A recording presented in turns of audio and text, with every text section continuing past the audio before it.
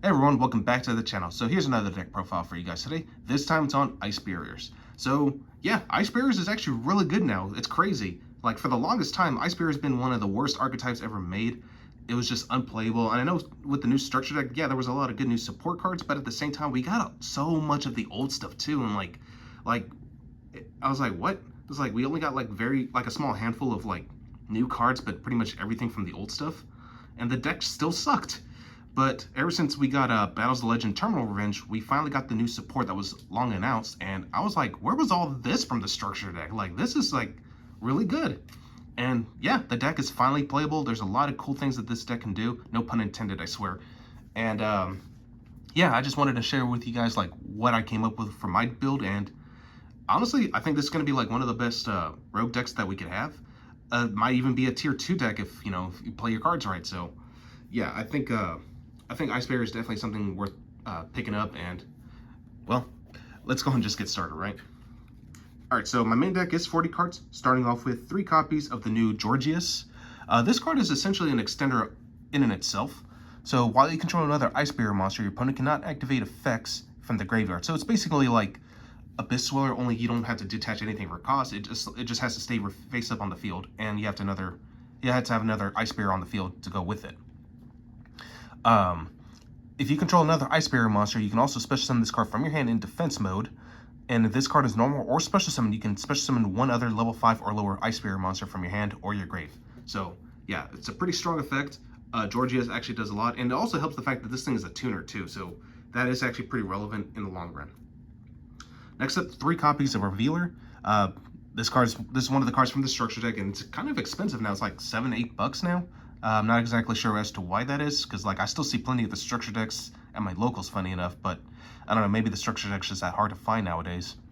But anyway, while you control another Ice Bear, your opponent cannot tribute summon. That can actually be pretty relevant, especially if you're up against the Flundereese matchup, so since, they are basically tribute summon monsters.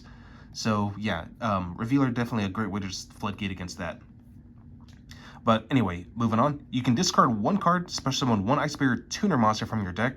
Also, you can't special summon anything for the rest of the turn except water monsters, but that's okay. That's essentially what the whole deck is, just water. And if you would discard or send cards from your hand to the grave to activate an Ice Bear monster's effect, you can banish this card from your graveyard instead. So that can actually be pretty helpful from time to time. But I like the fact that yeah, it summons any tuner directly from your deck. You can even bring out your Georgius if you want, and yeah, it comes up quite a bit. Next up, 3 copies of Speaker, probably my personal favorite extender of this deck. While you control a Ice Barrier monster, defense position monsters your opponent controls cannot change their battle position, and that is actually pretty relevant thanks to one of the new synchros that we got. So, but I'll elaborate more on that in just a moment. But anyway, if you control another Ice Barrier monster, you can special summon this card. And while you control another Ice Barrier monster, you can banish this card from graveyard, special summon 1 Ice Barrier token. So the token generating thing comes up quite a bit, especially because like one of the new monsters, this one in particular, 2 copies of Mirror Mage. This card is also a big-time token generator. You contribute 1 other effect monster, special summon up to 3 Ice Barrier tokens. They're all level 1 with 0 attack and defense, and if you do, this card's level increases by the number of tokens you generated. So if you make 3 tokens, this card basically becomes a level 5. And if you already have Speaker in your graveyard, you banish it, and special summon 1 last token, and from there you basically get to draw...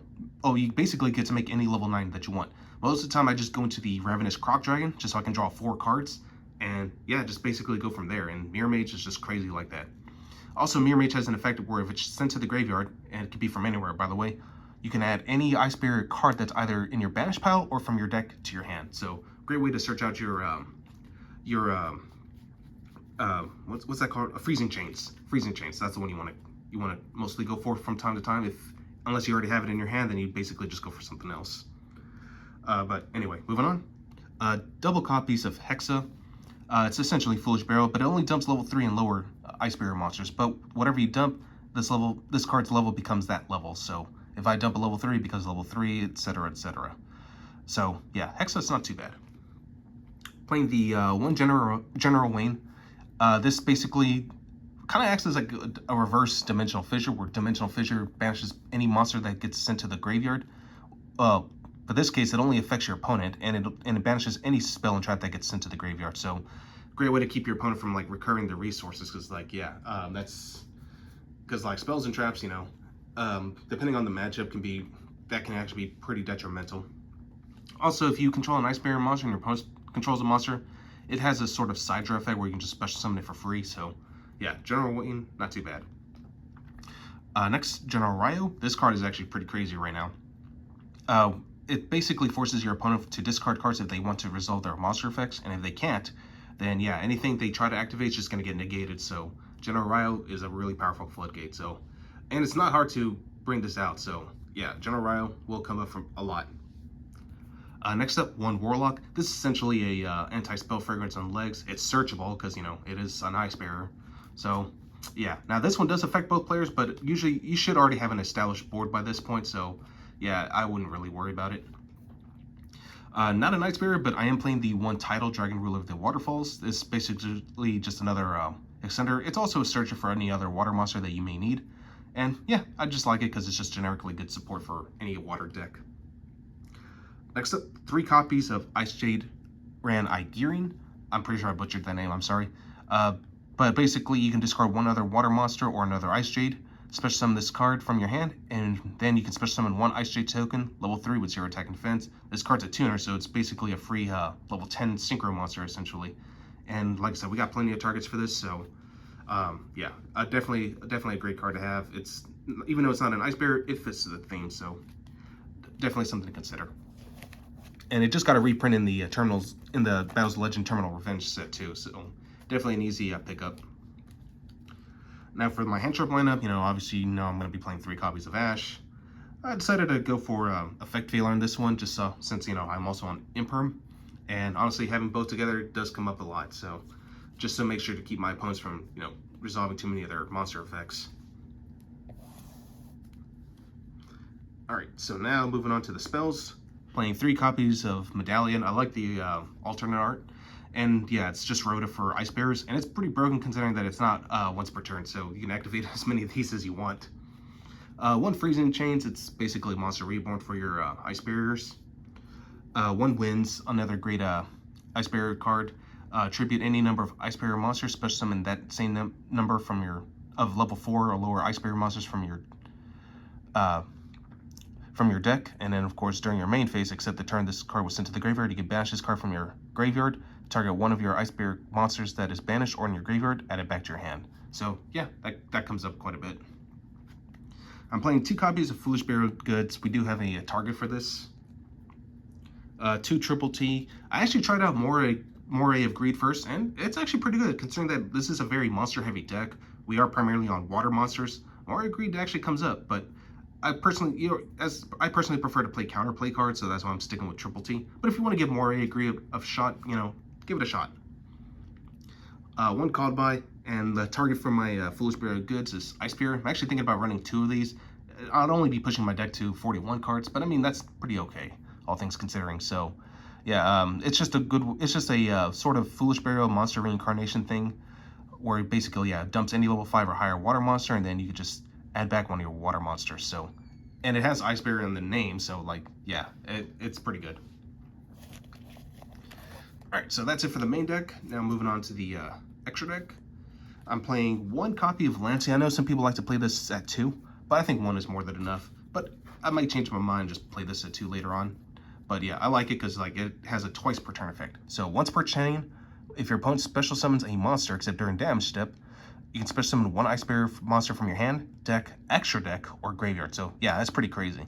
Also, this synchro summon monster leaves the field by an opponent's card. You can special summon 1 Ice Bearer synchro monster from your extra deck, and this does count as a synchro summon. Ironically enough, this thing is not a Ice Bearer monster. It doesn't have Ice Bearer in its name at all. But still, it's really powerful support, all things considering. Next, I play 1 Trishula Zero Dragon of the Ice Bearer. When this card is synchro summoned, you can banish up to 3 cards your opponent controls, non-targeting by the way. And if this synchro summon card in its owner's position is destroyed by an opponent's card, you can special summon 1 Trishula Dragon of the Ice Bearer from your extra deck or your graveyard, and its attack points become 3,300. And finally, this card also halves the attacks of any remaining face-up monsters your opponent currently controls, and their effects get negated. And bear in mind, this is permanent, so whew, that's pretty good. Obviously, I'm going to be playing the 1 copy of Trishula Dragon of the Ice Bearer. It's limited for a reason, thank God, because like I remember when they peeled this off, it's back to 3. people came up with that power tool Trishula hand loop crap, and yeah, that was like one of the biggest mistakes, because this thing is not technically a hard once per turn. So, but yeah, you banish one card from your opponent's hand, field, or grave, and it does not target either. So, really powerful. Playing one Brio. It's even though it's errata, it's still a pretty strong card, and it can come up from time to time. Plus, it's a level 6, so like if you have any other tuners just to help yourself synchro climb, this is definitely one of the cards to do it. One Ravenous Croc Dragon. As I mentioned before, if you make this off the Ice Bearer tokens, you get to draw 4 cards literally for free. So yeah, Ravenous Croc Dragon is pretty crazy. It also has a Slifer-based effect where it gains 500 attack and defense for every card in your hand. And honestly, you should maintain a lot of hand advantage for a deck like this. It also has a disruption effect where if your opponent activates or quick effect, you can discard 2 cards, then target 1 card on the field. But usually that doesn't come up too much. But it can, you know, it definitely can come up if you need it to. One Coral Dragon, you know, it's a level 6 tuner synchro monster, and if it leaves the field, you get to draw another card. I'm playing the Ice Jade Gymir Aigirin. Really good, sort of like a weird interaction, but it's pretty good. Quick effect. You can activate this effect. Face-up monsters you currently control cannot be destroyed or banished by your opponent's card effects this turn. Then, if you activated this effect in response to one of your opponent's card or effect activations, and if your opponent has the same cards with that name on the field or in their graveyard, you get to banish them. So it's pretty good. It's kind of like Karma Cut in a way. And if a card is banished by your opponent's card effect while this card is in your graveyard, you can special summon this card right back. So, and it's pretty big, so I definitely like it for what it does. I'm playing one of the Sword Soul. Just gets big for every banished card in your grave, and it also has a sort of disruption-based effect. If a card is banished except during damage step, you can banish 1 card each from your opponent's field or their graveyard, and yeah, not too bad, all things considering. I'm also playing the Glacial Beast. This thing has a sort of well, actually it does have an Omni negate effect, but it only works during the battle phase. But overall, I mean, like, considering that Tenpai dragons, you know, do some effects during the battle phase as well, that can actually be pretty good. And yeah, you definitely want that's something you want to consider. Next up, one White Aura Whale. It's basically a Raigeki. When this card is synchro summoned, destroy all your opponent's monsters that are in attack mode, and then this card can make up to 2 attacks on monsters only, by the way. And if it leaves the field, you can banish 1 other water monster from your graveyard, special summon this card right back, and it's treated as a tuner monster. So yeah, White Aura Whale does have some application. I may cut it for that Deep Sea synchro, but I kind of like this one for right now. But like I said, I can always make changes later. I'm also playing the one Adamantipator Rising Dragite. It's a spell and trap negate so long as you have a water monster in your grave, and honestly you should at all times. The only links I'm playing is the one Cruel Anemone and one Area.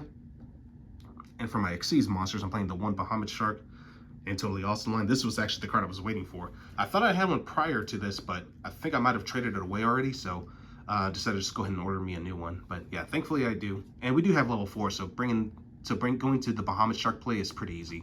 And it's a good way just to play around Nibiru, you know? Alright, so that's it for that. Now moving on to the side deck. Side deck's pretty self-explanatory. Playing 3 copies of DD Crow. I like this a little bit better than the Bystials right now, since it's, you know, a little bit more flexible. 3 Droll and Lockbird. Fiendsmiths are almost legal, so yeah, we're literally just around the corner, so I just want to be willfully prepared for that. 3 Crossouts, double Cosmic, and 1 Heartbeat's Feather Duster. And as a tech option of mine, I'm actually playing 3 copies of Spiritual Water Art AoE. So like if I need to just like use my water monsters just to get some hand knowledge and just literally just rip apart my opponent's hand, yeah, this card is pretty good for that reason, because like hand knowledge is one of the best advantages we could possibly have. Like I believe that Red Lotus card is banned, the Pointer of the Red Lotus. And also, thankfully, Red Reboot's banned, so like I don't have to worry about, you know, my opponent just stopping this, because honestly, stopping this card is going to be pretty difficult.